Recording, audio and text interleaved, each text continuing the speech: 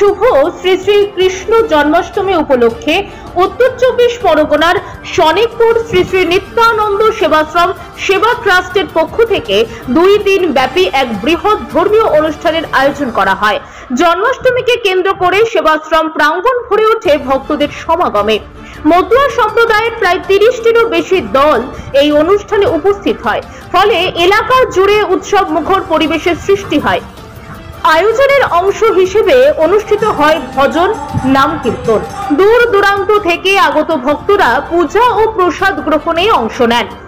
সেবাশ্রম চত্বর আলো সজ্জা ও ফুল দিয়ে সাজানো হয়, যেখানে ভক্তরা ভক্তিমূলক পরিবেশনার মাধ্যমে শ্রীকৃষ্ণের জন্মোৎসবকে স্মরণ করেন। সেবা ট্রাস্টের সম্পাদক নৃপেন্দ্রনাথ বিশ্বাস জানিয়েছেন, আমাদের সেবাশ্রম থেকে হিন্দু ধর্মাবলম্বী মানুষদের সার্টিফিকেট প্রদান করা হয়।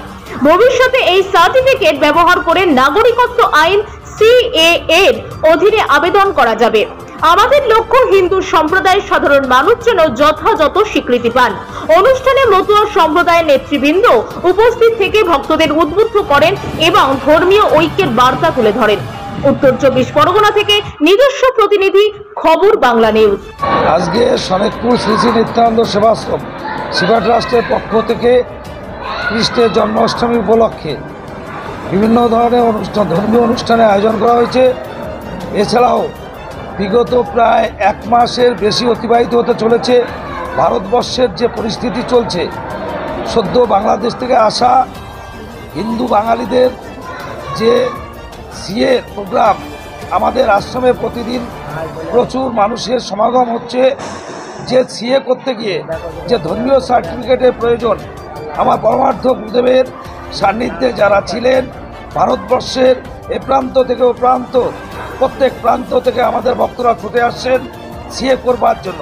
সেই CA করবার জন্য আমাদের ভারতবর্ষের যে আইন, প্রধান আইন CA যে ধর্মীয় সার্টিফিকেট মাস্ট বি, অর্থাৎ আমরা যে হিন্দু শোষিত নিষ্পেষিত বাংলাদেশ থেকে নিজেদের সমস্ত কিছু ফেলে রেখে ভারতবর্ষে চলে এসেছিলাম, আমাদের কোনো কিছুই আনতে পারেনি। তথাপিও ভারতবর্ষের সরকার আমাদের নিঃশর্তে নাগরিকত্ব প্রদান করবার উপলক্ষে 2019 সালে যে আইনটা পাশ করেছিল CA, যার মধ্যে দিয়ে এই উদ্বাস্তু বাঙালি সমাজ আজকে নাগরিকত্ব পাচ্ছে। ভারতবর্ষ ভাগ হওয়ার সময় 1947 সালে পাকিস্তান হয়েছিল, পূর্ব পাকিস্তান এবং পশ্চিম পাকিস্তান, হিন্দুস্তান ছিল না। আজকে আমাদের স্বরাষ্ট্রমন্ত্রী বা গৃহমন্ত্রী অমিত শাহজি এবং আমাদের প্রধানমন্ত্রীর তৎপরতায় আমরা সেই জিনিসটা ফিরে পেতে চলেছি। আমরা নিঃস্বার্থভাবে নাগরিকত্ব পাচ্ছি। বাঙালিদেরকে নিয়ে রাজনীতি করা হচ্ছে, কারণ যেখানে নিঃস্বার্থভাবে ভারতবর্ষের সরকার, কেন্দ্রীয় সরকার আমাদেরকে নাগরিকত্ব দিচ্ছে, সেখানে এই ধরনের রাজনীতি টানাটানি যতগুলো মিডিয়া দেখেছি যে বিভিন্ন সময়ে বলা হচ্ছে রাজ্য সরকারের তরফ থেকে যে ওখানে না বাঙালিরা শোষিত হচ্ছে। পরবর্তীকালে যখন খোঁজে দেখা গেছে অনেকগুলো তার মধ্যে ভুয়ো বেরিয়েছে, সেটা ঠিক নয়।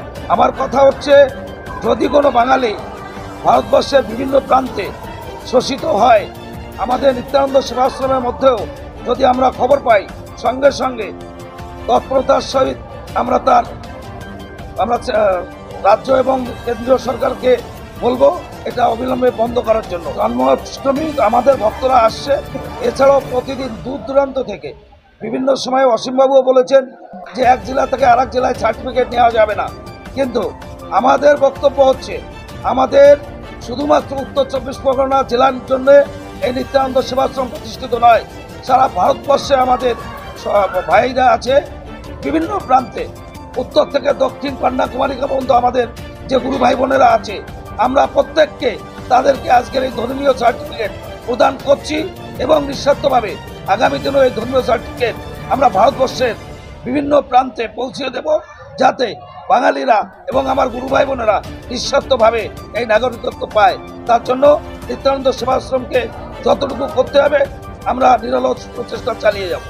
আমার এই সার্টিফিকেট শুধু উত্তর চব্বিশ পরগনা জেলা নয়, পশ্চিমবঙ্গ তথা ভারতবর্ষের যেখানে যেখানে আমাদের সদস্য আছেন আমার গুরু ভাই বোনেরা আছেন এবং যারা মনে করে যে আমরা নিত্যানন্দ সেবাশ্রমে গেলে আমাদের একটা সুরাহা হবে, আমরা সেখানে গেলে ভারতবর্ষের নাগরিকত্ব পাইবার জন্য যে ধর্মীয় সার্টিফিকেট তা আমরা প্রদান করব।